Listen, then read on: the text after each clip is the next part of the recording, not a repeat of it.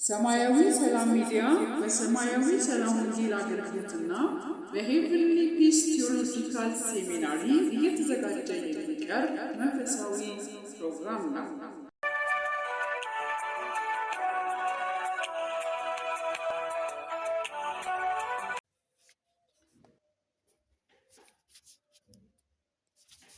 የሲኦል ምስክርነት ጆቫኒ አለዶ። አንድ ጆቫኒ አለዶ የተባለ ክርስቲያን ስለ ሲኦል እንዲህ ሲል መሰከረ። ይህ ሰው እድሜው ገና በ50ዎቹ አካባቢ ነበር።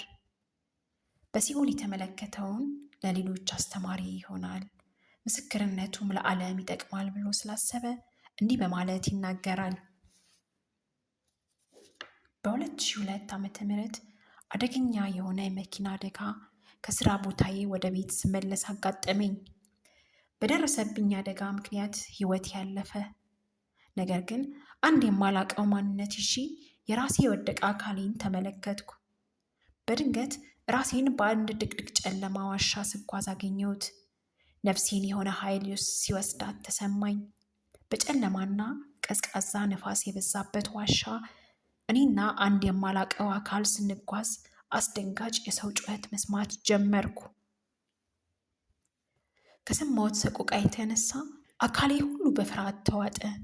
በእርግጥም አካሌ የሞተው ሳይሆን አዲሱ አካሌ እንደሆነ እርግጠኛ ሆንኩ። ነገር ግን ህይወት ያለኝ አካል እንደሆንኩ ተገነዘብኩ።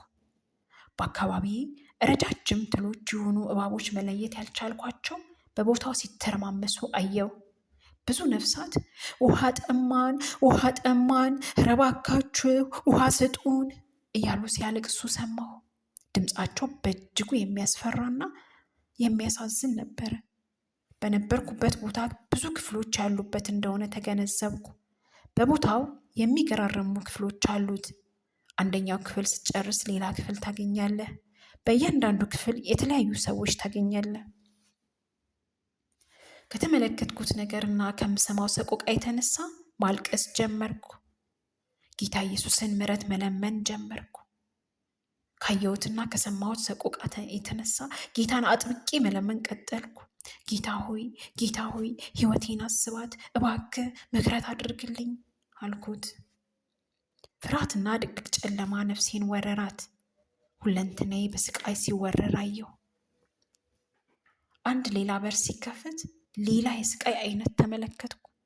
ከፍርሃቴ የተነሳ ጌታ ሆይ እርዳኝ ብዬ ጠየቅኩ። በድንገት ጸጥታ ሆነ። በታላቅ ድምፅ አቁም የሚል ድምፅ ተሰማ። ድምፁ ከኃይሉ የተነሳ ሲኦልን አንቀጠቀጠው።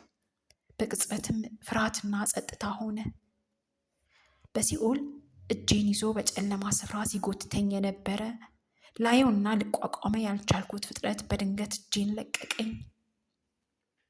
እኔ የአመንዝራዎችና ዝሙተኞች አምላክ አይደለሁም፣ የውሸተኞችና የነፍሰ ገዳዮችም አምላክ አይደለሁም የሚል ድምፅ ሰማሁ። ወዲያውኑ ሉቃስ 6:46 ወደ አእምሮዬ መጣ። ስለምን ጌታ ሆይ ትሉኛላችሁ? የምለውንም አታደርጉም። የአእምሮዬ ፍጥነትና የማስታወስ አቅሙ በምድር ከነበርኩበት እጅግ በጣም ልቆ አገኘሁት። ስሜቴ ሁሉ የሚጠፋ መሰለኝ። ነገር ግን ጊዜ እያለፈ በሄደ ቁጥር የጌታን ድምፅ ፍቅርና የዋህ በመሆን ወደ አእምሮዬ መፍሰስ ጀመረ። ቀጥሎ ጌታ ወደዚህ ና፣ በዚህ ቦታ የሚሆን ነገሮች ላሳየህ፣ ይህ ቦታ በእኔ ለማያምኑ የተዘጋጁ የዘላለም ቅጣት ነው አለኝ። በዚህ ስፍራ የተለያዩ ሰዎች ይገኛሉ። የካዱኝና ትእዛዜን ያፈረሱ ሁሉ አሉ። በምድር እያሉ እኔን ከመከተል የገዛ ራሳቸው ምኞትና የስጋ ሀሳብ በልባቸው የተከተሉ ሁሉ ይገኛሉ አለኝ። ወደ ሌላ ክፍል ሄድን። ብርሃን የለበሰ ኃይል ያለው ፍጥረት በክፍሉ በአንድ ጥግ ቁጭ ያለች ሴት ተመለከትኩ። ሌሎች ነፍሳትም ወደ ሴትየዋ ሲመጡ ተመለከትኩ። በመጀመሪያ ሴትየዋ ስመለከታት ደህና ሴት መሰለችኝ። ትንሽ ቆይታ ግን የጠንቋይ ፊት እንዳላት ተመለከትኩ። በቅጽበትም ጩኸቷን አቀለጠችው። በእሳት ስትቃጠል አየኋት። በሚያሳዝንና በሚሰቀጥጥ ድምፅ ጌታ ሆይ ማረኝ፣ ጌታ ሆይ ማረኝ ስትል ተማጸነች። ጌታም ወደ እኔ ዞር ብሎ የኃጢአት ደሞዝ ሞት ነው፣ በዚህ ቦታ የሚመጡ ሁሉ ለመውጣትም ይሁን ወደ ምድር ተመልሶ ንስሐ ለመግባት ዳግመኛ እድል የላቸውም አለኝ።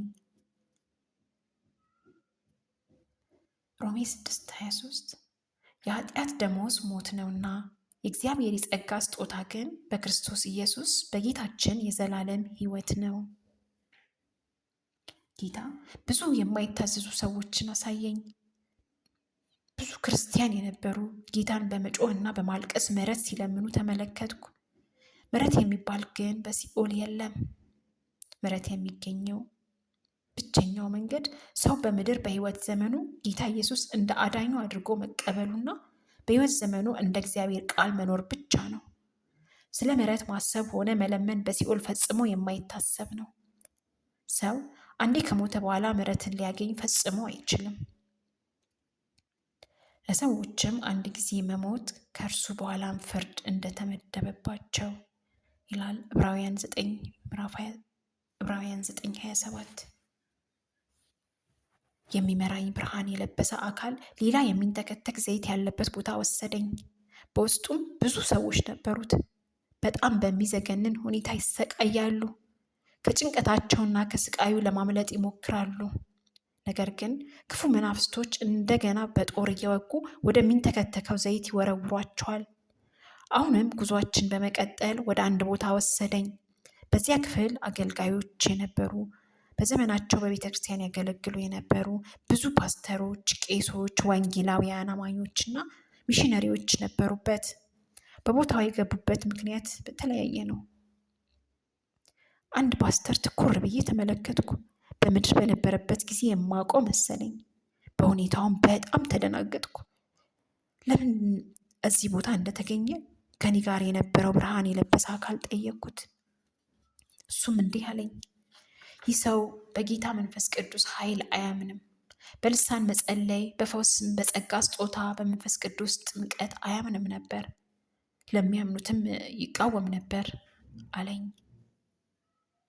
በመንፈስ ቅዱስ ላይ የሚሳደብ ሁሉ ግን የዘላለም ኃጢአት ዕዳ ይሆንበታል እንጂ ለዘላለም አይሰረይለትም። ማርቆስ 3:29። ፓስተሩ ጌታን ሲያየው ምሕረትን ይለምን ነበረ። በለቅሶ ድምፅም ጌታን በልሳን መናገር እውነት ነው፣ መንፈስ ቅዱስ እውነት ነው፣ ቃልህ ትክክል ነው እያለ ይማጸነው ነበረ። ነገር ግን ለሱ ከንቱ ልመና ነበር። ጌታ ኢየሱስ የብዙዎች ጩኸት ሲሰማ እጅግ በጣም ያዝን ነበር። በለቅሶም የተወጋበትን እጁ ለሰው ልጆች የከፈለውን መስዋዕትነት እያሰበ ደሙንም ይመለከት ነበር። ነገር ግን ይህ ሁሉ የሆነው በዚህ ምድር ለምንኖር የመዳን ተስፋ እንጂ ያለ ንስሐ ለሞቱ ዳግመኛ ዕድል እንዲሰጣቸው አይደለም።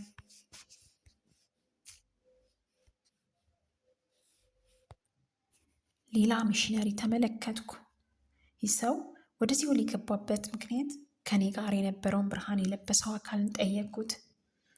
እሱም ይህ ሰው ወደ አፍሪካ ለአገልግሎት ገንዘብ አሰባስቦ ግማሹን ለራሱ ጥቅም ስላዋለ ነበረ በዚህ ሆነው። ልክ ጌታን ሲመለከት ጌታ ሆይ ገንዘቡን እመልሳለሁ፣ እባክህ ዳግመኛ ዕድል ስጠኝ እያለ ይጮህ ነበር። ጩኸቱ ከንቱ መሆኑን ሲገነዘብ ጌታን ይራገም ነበር። ብዙ በቤተ ክርስቲያን የማውቃቸው ሰዎችን አየሁ። ሁሉም ስለ ምሕረት ይለምኑ ነበር። ሁሉም ንስሐ ስላልገቡበት ኃጢአት ይቅርታን ይጠይቁ ነበር። ምንም እንኳ መዳን በጌታ በኢየሱስ ክርስቶስ ብቻ መሆኑ ቢያውቁም፣ በኃጢአት ስርየት የሚያስገኘው ጌታ መሆኑን ቢያውቁም፣ በምድር ማድረግ የነበረባቸውን ስላላደረጉ ዳግም ዕድል አላገኙም። በኃጢአትና ንስሐ አያምኑም ነበርና። በጌታ ኢየሱስ ክርስቶስ ድነው እስከ ሞታቸው ድረስ የጸኑ ወደ ሲኦል አይገቡም፣ ወደ መንግሥተ ሰማያት እንጂ። በጌታ ኢየሱስ ክርስቶስ አምነው የዳኑ ነገር ግን በሰሩት ኃጢአት ተጸጽተው ንስሐ ያልገቡ በሲኦል ይገኛሉ አለኝ። ይህ እውነት ነው። በመቀጠል ወደ ሌላ የሚያስፈራ ቦታ መራን። ቦታው የሚያስጠሉ የሚያስፈሩ መናፍስት ያሉበት ስፍራ ነው። መናፍስቶቹ አንዳንዶቹ አንድ እጅ ብቻ ያላቸው፣ አንድ ዓይን በመሃል ግንባራቸው ያላቸው፣ አንዳንዶቹ ፊታቸው ግማሽ ፊት የሚመስል፣ አንዳንዶቹ ፈጽሞ የሰውም የእንስሳም ቅርጽ የሌላቸው ነበሩ። በሁኔታው ተገርሜ ጌታ ሆይ ምንድን ነው ይሄ ብዬ ጠየቅኩ። ከኔ ጋር የነበረው ብርሃን የለበሰው አካል ሲያብራራልኝ እንዲህ አለኝ፣ እነዚህ የጥፋት መናፍስቶች ናቸው። በዚህ ስቃይ ስፍራ ነፍሳትን ቀንና ሌሊት ያለ እረፍት የሚያሰቃዩ ናቸው አለኝ። በሲኦል ያለው ስቃይ በጣም የሚያስፈራ ነው። ነፍሳት አስተሳሰባቸው በእጅጉ ንቁ ስለሆነ በምድር የሰሩት ሁሉ ያስታውሳሉ። መጽሐፍ ቅዱስ በአልዓዛር እና በሀብታሙ ሰው የነበረው የንግግር ሁኔታ እንደተጻፈ በሲኦልም ሁሉም ነገር በምድር በነበሩበት ጊዜ የሰሩት ኃጢአት፣ የነበሩበትን ሕይወት፣ የተሰጣቸው የመዳንና የንስሐ ዕድል ያስታውሱታል። ወደ ሌላኛው ቦታ ስንሄድ አንዲት እናት ከሁለት ልጆቿ ጋር አየኋት።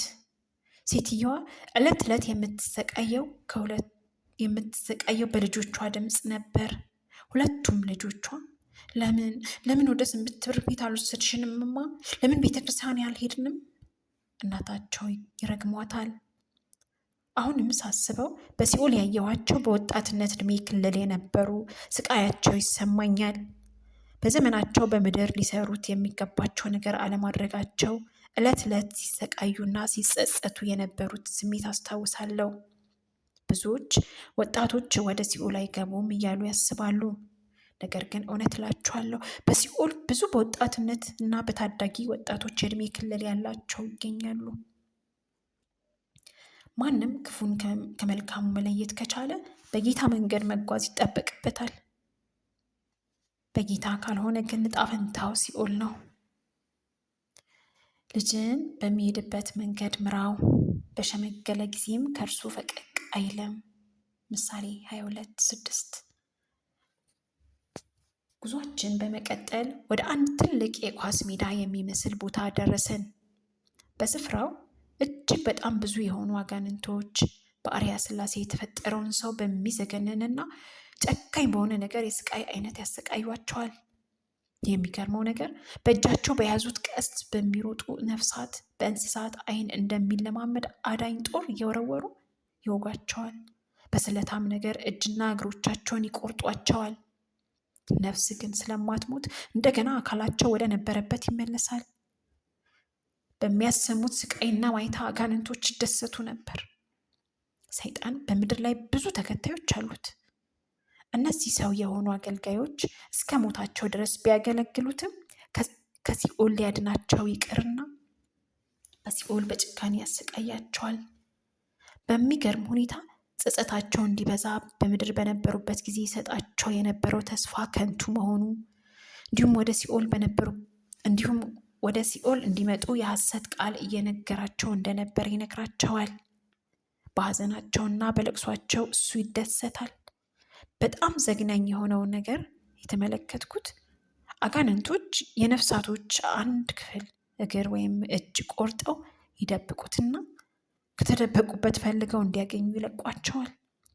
በእንደዚህ ሁኔታ ደስታን ያገኛሉ።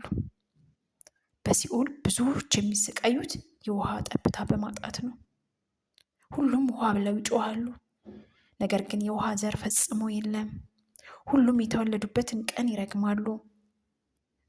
ከሁሉ የከፋ ጸጸታቸውን ግን ኢየሱስን አውቀው የነበሩ እና እድሉን ያልተጠቀሙበት ነበሩ። ምናልባት ዛሬ የምስክርነቴን የምትሰሙ ጌታን ለመቀበል